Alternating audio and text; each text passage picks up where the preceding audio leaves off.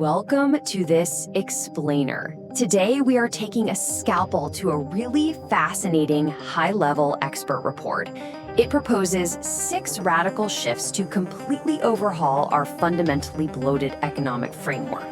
Now, we're skipping all the political filler here. We're going to look strictly at the mechanics, the literal cause and effect relationships that dictate exactly how capital moves or, gets completely stuck in our current system.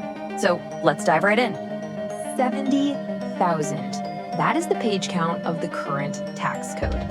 To put that staggering number into perspective for a second, that's roughly 60 times the length of the entire Harry Potter series. This is what we're calling the complexity paradigm. Look, when a system reaches this size, complexity isn't just a bug, it's literally the defining feature. It acts as a massive barrier to entry, a severe drag on economic velocity, and frankly, it demands an immediate structural overhaul. So here is our roadmap for today. We'll be moving through the complexity paradigm, real estate and property, income and government efficiency, retirement capital, early stage ventures, and finally, market efficiency. Let's get to it. All right, shift number 1, the complexity paradigm, moving from political patchworks to root solutions. Well, a 70,000-page code doesn't just magically happen overnight, right? It's the result of decades of layered, super narrow loopholes. And this progressive patchwork inherently breeds non-compliance just through sheer confusion. It creates an entirely unequal playing field. The proposed shift here targets root problem solutions. Universal clarity has to be a baseline standard, not some luxury for those who can afford armies of accountants. By stripping away this labyrinth, we stop forcing people and businesses to waste massive amounts of time and resources just navigating the rules that allows capital to actually flow efficiently. Moving on to shift number 2, real estate and property, eliminating the taxation of unrealized ownership. Currently, the system taxes you on the unrealized value of an asset. Just think about the cause and effect of that for a second. It creates a perpetual liability. If you fail to pay an annual fee on an asset that hasn't even generated any realized income, you can literally lose it. You're essentially just renting your own property from the government. Removing this mechanism entirely transforms a primary residence from a source of perpetual stress into a stabilized, protected asset class. And honestly, this is an absolute game changer for fixed income retirees. It ensures their primary asset cannot be stripped away simply due to external market appreciations that they haven't even cashed in on. Shift number 3, income and government efficiency, incentivizing productivity through flattened brackets. So progressive tax brackets are designed, in theory at least, to scale with success. But functionally, they act as a systemic penalty on productivity. High earners don't just face higher rates. They systematically lose deductions and get phased out of credits. It actually punishes the exact economic activity the system relies on to function. But of course, this raises a huge structural question.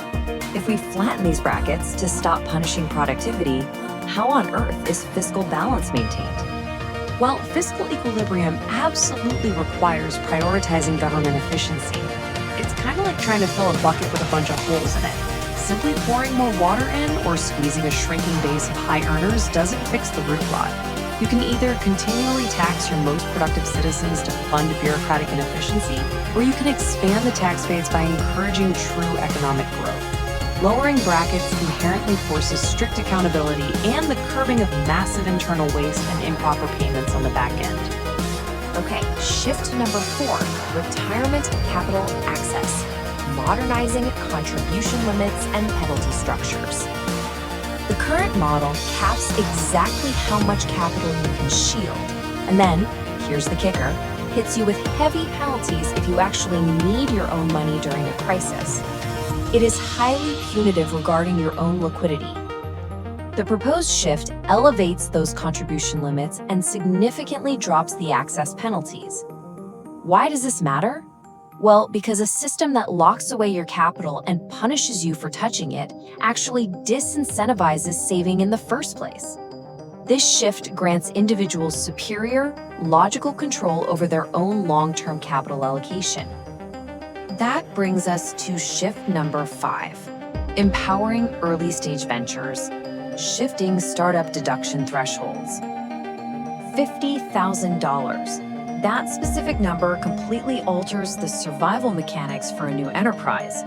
Right now, the initial startup deduction threshold is a highly restrictive $5,000. By shifting this deduction limit up to 50 grand, you provide critical breathing room when cash flow is at its absolute tightest. Think about the everyday entrepreneur trying to get off the ground. You don't grow an economy by suffocating risk takers on day one. Actually, you grow it by allowing their initial intensive capital expenditures to offset their early burdens. And our final structural shift, number 6, market efficiency in capital, unifying capital gains to remove behavioral distortion. With our current split rates for short and long-term holdings, an investor's primary focus becomes a game of tax timing. They aren't asking, hey, is this a good investment right now? No, they're asking, should I hold this for exactly 366 days just to satisfy an arbitrary IRS timeline? That creates immense artificial market friction. Unifying these into a single lower rate turns investments back into pure capital allocation decisions. It removes artificial holding periods, which allows capital to flow exactly where it's most efficient immediately. Synthesizing this entire report, we arrive at a very clear definition of systemic tax efficiency. It's a structural framework where taxation raises necessary revenue without creating behavioral distortions, without market friction, and without punishing economic productivity. This is the core philosophy here. A legitimate economic overhaul isn't just about shifting numbers around on a ledger. It's about entirely removing the friction that punishes action. Which leads us to 3 non-negotiable pillars. A functional system must be simple enough to understand, fair enough to be legitimate, and structured to reward economic growth. Fail on literally any of these 3 pillars, and the system ceases to be an economic tool and just becomes a burden. So I want to leave you with a pretty provocative question. Does our current economic system serve its citizens, or do the citizens merely serve the system? When you step back and really look at the complexity, the punitive brackets, and the market distortions we've analyzed today, it forces a deep evaluation of structural legitimacy.